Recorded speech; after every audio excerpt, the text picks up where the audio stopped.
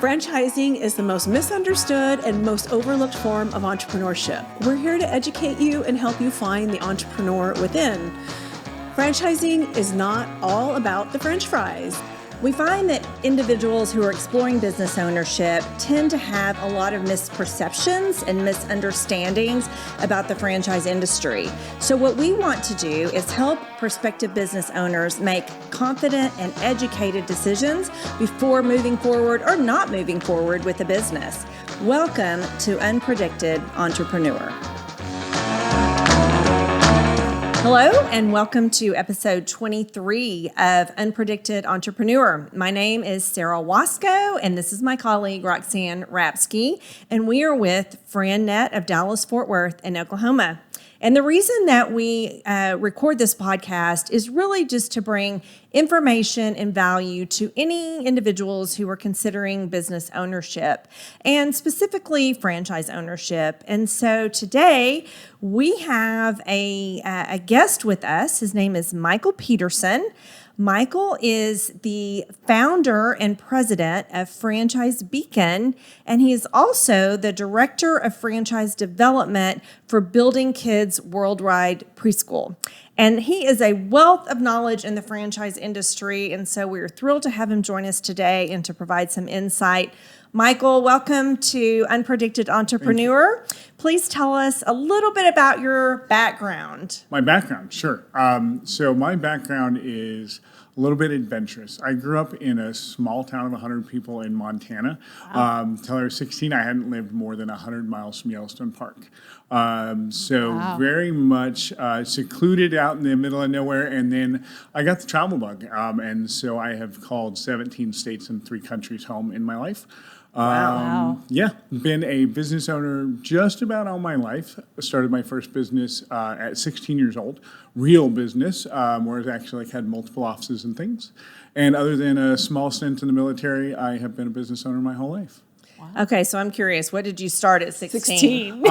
So believe it or not, I was running door-to-door vacuum cleaner sales offices in 3 different cities in 2 states. Wow, at 16, door-to-door vacuum cleaners. Okay, wait, was it Kirby vacuum cleaners? No, Okay. There was a competitor.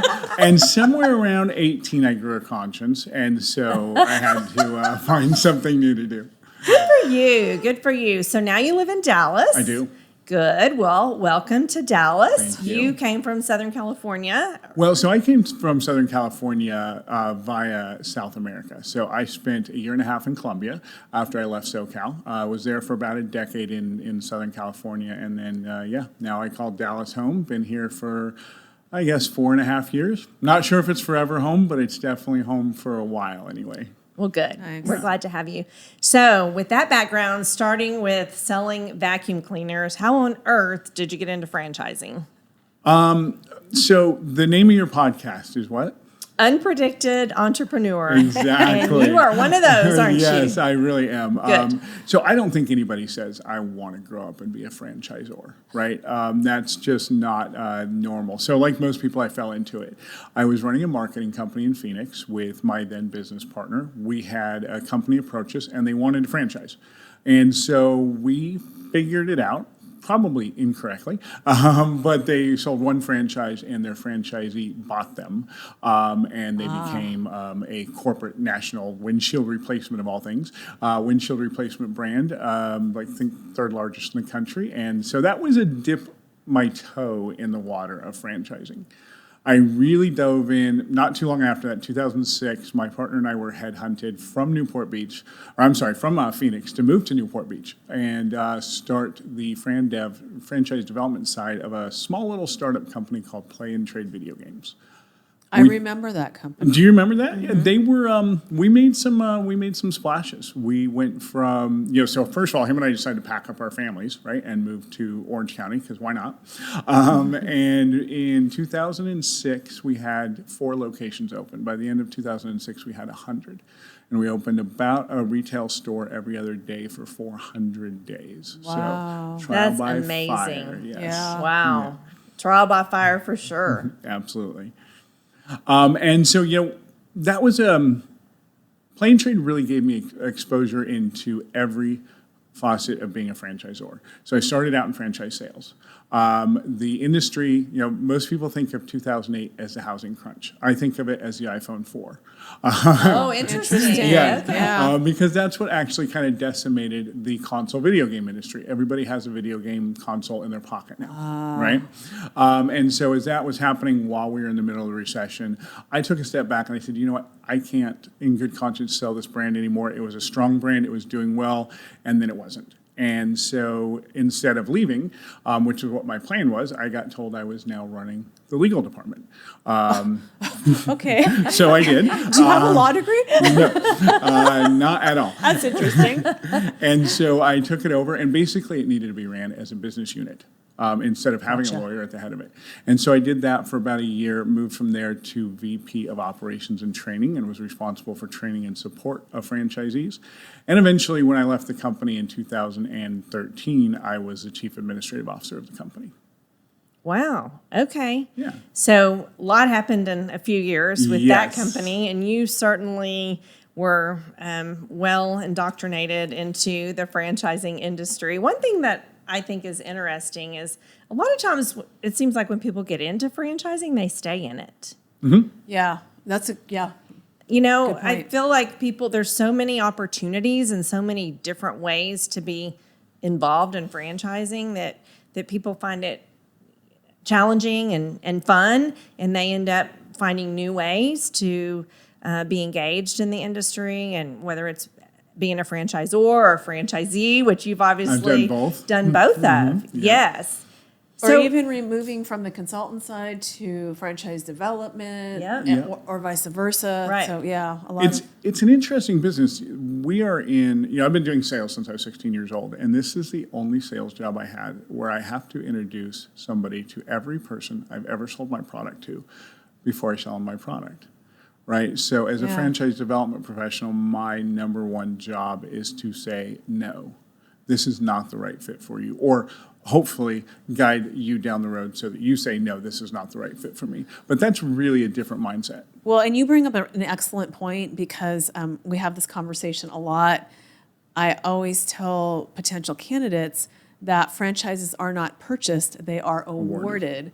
So just as closely as you're looking at that franchise to make sure it's the right fit for you, in turn, you're looking at them to make sure they're the right fit. So I equate it to dating. Like every engagement is like a date, and then you both mutually decide if you want to go on the next date, right? Right, and considering that most franchise agreements are between 10 and 15 years, the average marriage is 8.5. Good analogy. Right. And I always say it's like a marriage, and who wants to sign up for a bad marriage? And everyone's like, not me. Exactly. So they get it. yeah. Yeah, no, I call it that's why I never call it the franchise sales process. I always call it a mutual evaluation process. Oh, very good. I like that.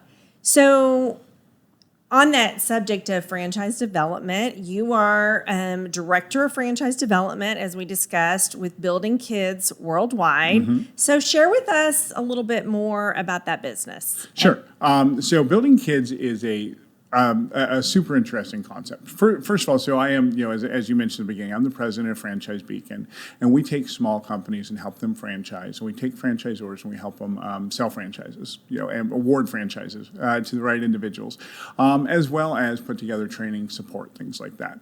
I was fortunate enough in 2014 IFA to meet the executive team of Building Kidz just as they were starting to become a franchisor. So the company has roots way back to 2002, all in Silicon Valley, by the way. The founder started the business because her daughter was diagnosed with early onset childhood diabetes and got kicked out of her preschool because they didn't know how to take care of an insulin-dependent kid. And so she started this just to take care of her daughter. And then over 10 years, she had 5 schools that she'd opened and kind of developed this goal and dream of touching 1 million children's lives in her lifetime. Wow. And so her and 2 other partners got together, and that's when they decided to franchise. They actually decided to do 3 things: keep corporate stores, franchise, and use 25% of the profits of the franchisor to help underprivileged children around the world. And that's kind of where we're aiming for that 1 million kid mark, which is what gets us up in the morning, is that million kid mark. So I met them in 2014. They were they looked like they had been drinking out of a fire hose when I met them. First day of the IFA. Of course, yes. Probably not terribly unusual for a new. Were they already a franchise? So they ish. They had an FDD. It was Okay, stop. They had an FDD, which is franchise disclosure document. Sorry. Right. They had an FDD. I don't know if I'd say they had a franchise disclosure document. Okay. Thankfully, they hadn't sold any franchises. Okay. So I got a hold of that, and they'd had a non-franchise attorney involved, and I got a franchise attorney involved. Helped them with that. Helped them develop the systems and processes to evaluate a franchise, as well as support and train and all that. And so I've been there since the inception. And so now today we've got, I want to say, 49 franchise agreements signed with 31 locations open on franchise. We started with 10 corporate locations, sold a handful of them off because it's expensive to become a franchisor. Right. But we do operate 3 corporate locations in the U.S., and we also operate 1 in India. Nice. And the claim to fame is that the franchisor uses, or the schools really, use music, dance, and theater to teach academics. So they're not a performing arts school. They're using performing arts to teach. They do also have dedicated performing arts classes once a week, and they have second language for any child over the age of 3. So it's a really unique offering. It sounds like a really neat concept. Yeah, so it's something that really differentiates itself. Yeah. Very much so. You said children over 3. Is that just part of the curriculum, or is that an option for them as far as the foreign language goes? Yeah, so no, every one of our kids over the age of 3 does a foreign language.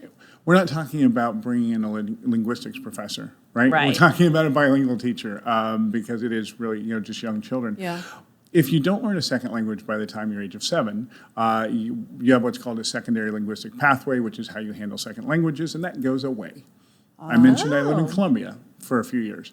Trust me, that goes away. Yeah. I did not learn a lick of Spanish in the year and a half that I was there. Oh, wow. Okay. So that's why we expose them to the language, is not so much that they learn it, but that they keep that neuroelasticity in place as they go into primary age. Does that help with creativity and left brain, right brain as well by developing that? If you know somebody who's into physics, or if they use the word maths instead of math, ask them what theater they took. You don't even have to ask them if they took theater. Just ask them what theater they took. Absolutely. Performing arts, especially in the kindergarten and below age, there's a direct correlation between higher level critical and cognitive thinking later in life. Wow. Interesting. So I'm curious on the subject of the preschools. There's been a lot on the news lately about the public schools now bringing in a preschool program. So in other words, instead of starting at kindergarten, they're starting at age 4. How do you feel that will impact the private sector of preschools? Would love to hear your opinion on that. Sure. So first of all, we're hearing about it here in Dallas, right? But it's been going on for a couple years in New York. They call it their 3K program, where they offer pre-kindergarten up to the age of 3 private in a public setting. I love it because, first of all, there's enough preschool and daycare space in this country for 60% of the preschool and daycare age children.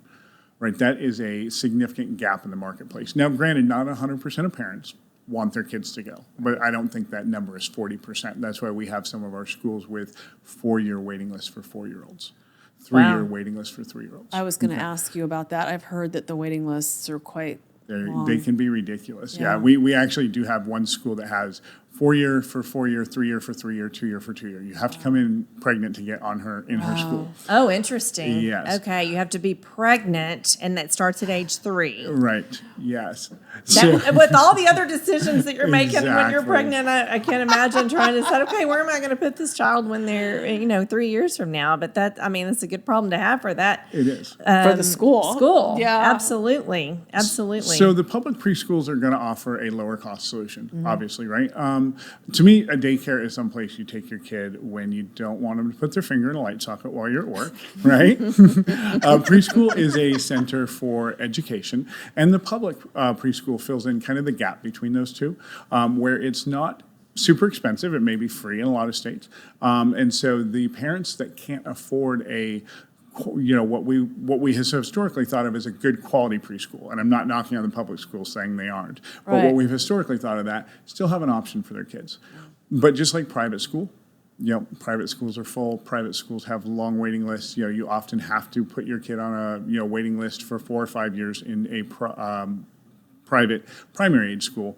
The same thing's going to happen with private preschools. Is they're just going to be where people want to go if they do have that disposable income to bring their child. That's a great point, because there are a lot of elementary, middle, and high schools that are public, and there's still a waiting list for the private schools in those sectors. So I imagine it being the same for pre-K Yes. or pre-3. Is that what you called it? 3K is what 3K. New York calls it. Okay. 3K. And the other thing is these these public preschools are going to be running a lot of campaigns. They're going to be educating people. The U.S. is 27th in early childhood education in the world, and that's an improvement, which is sad, right? And so as we start focusing more and more on it in the U.S., we're going to, or as these public preschools open, we're going to start focusing more and more on it. And then as that awareness and adoption raises, obviously that's going to raise both the private preschools and the public preschools. Interesting. So one thing that I believe that you can really shed light on for our listeners is you've been on the franchisor side, you've been on the franchisee side. So and we talked about franchises being awarded. So if someone is thinking about franchise ownership, let's share with us what franchisors are looking for in their franchisees. Sure. So first of all, if a franchisor holds a mirror under your nose to see if it fogs, and if that's their qualification process, run, right? Most franchisors are they're not looking for the perfect franchisee, because there's no such thing. They're looking for the perfect fit for their brand, their culture, their commitment, their investment. So help us understand more about what that means. What is the perfect fit? And I realize totally that different brands are going to have different skill sets that they're looking for. But just shed a little more light on what some of those attributes are that would make a franchisee appealing to a franchisor. Sure. And actually, I think, interestingly, you can take the inverse of what I can say, and a franchisee can use the same thing to evaluate a franchisor as well. So I have to talk about this to groups of franchisors that are in service industry and restaurant industry, and an extremely sales-oriented brand versus extremely service-oriented brand, all at the same time. So I've kind of broken it down into a system, and that's first, figure out what you have to have. So as a franchisor, you have to have somebody with a sales background, or you have to have somebody who can manage a staff of 10 to 15 people. What are your musts? Franchisee, same thing, right? What do you have to have? Do you have to keep your job? Do you have to go semi-passive? What is the absolute most you're willing to invest in a business, right? These are your musts. Then you go into here's what we're really looking for. Whether that be somebody building kids, they really, actually, this is almost a have somebody who is passionate about contributing to society. Right. That is, if you're not hitting that, is it a must in so much as that the business won't work without it? No, but you're not going to be a good cultural fit, right? If you don't have that passion. Franchisees can look at the same thing. What are their almost have-to-haves? Is it they don't want to have a business with sales, or that's what they want? They don't want a business with employees, or that's what they want, right? Maybe you don't want alcohol involved in your business. Maybe you want to be home-based. Maybe the idea of working from home drives you nuts because we've all been doing it for a while. Right. Whatever those are, those kind of give you parameters. And then finally, in a franchisor, you then evaluate each person against those set of criteria that you've developed. And a franchisee, this is where you decide what you want to do. And what you want to do, as weird as this may sound, should be the last question. Because first you need to have that narrowing down of what is really realistic for you to do and be happy with. And then out of that, you can say, okay, I have to be a home-based business that does sales. Well, great. Now I have, human the placement companies, and I have the mosquito squad companies and things like that that I can choose from that appeal to me. But first, narrow it down. Great. And of course, you guys do that, I know, so well for prospective franchisees, and you really help walk them through that process. Well, and I was going to say, great point, because I do talk about your have-to-haves and your nice-to-haves, but I think what you just, hopefully the light's coming on for the people listening to this, because I always say that I feel people go at this backwards. They just get online and they start looking for businesses that they think that they're attracted to for whatever reason, and they don't go through that thought process that you just talked about. So it's really important to, if you're thinking about starting a business, start getting some stuff down on paper, like Michael just talked about. What are the top 3 things that you feel like you have to have in a business? And then after that, what else do you want? So really getting a grasp of that before you start going out and looking at businesses. And the investment piece is huge too, because you might be attracted to something that is $1 million investment, but your comfort level and ability is right around 200 or 250. So there's just, with 4,000 franchises out there, you can just get lost. It can just be daunting. And I would even say, one step farther beyond that too, with the franchisor. I tell franchisors this, really don't get your mind made up in what it's going to work until you get to that point of making that decision, right? And so for franchisees, I definitely encourage, don't make up your mind until you've looked at the options. And then also, I've talked to many would-be franchisors that I think I've talked them all out of franchising that are still in love with their business. They still get up every morning and they love to go to work. They love what they do and they're not bored. Yeah. They shouldn't franchise, right? Because they're switching businesses when they franchise. Well, the franchisee, this is a fine line to walk because you have to have passion. If you don't have any passion for what you're looking to do, it's going to be boring. But we're not going to talk somebody into doing a business that's boring for them.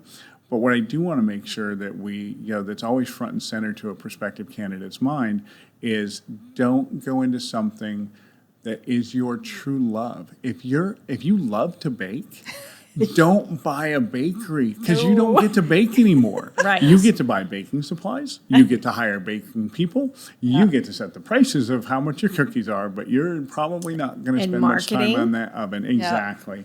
Yes, exactly. You're going to do all these things to drive a bakery business, and then you're not a baker anymore. And then the few times you do, it's because somebody called in sick and you had 20 other things you needed to do, so now you're mad, and now baking makes you mad. Yeah, that's such a great point. Yeah, it's such a great point. You're working on your business, not in your business as the bakery owner. Yes. And that example holds true. I want to kind of go back to what you said. So the example holds true as a franchisee.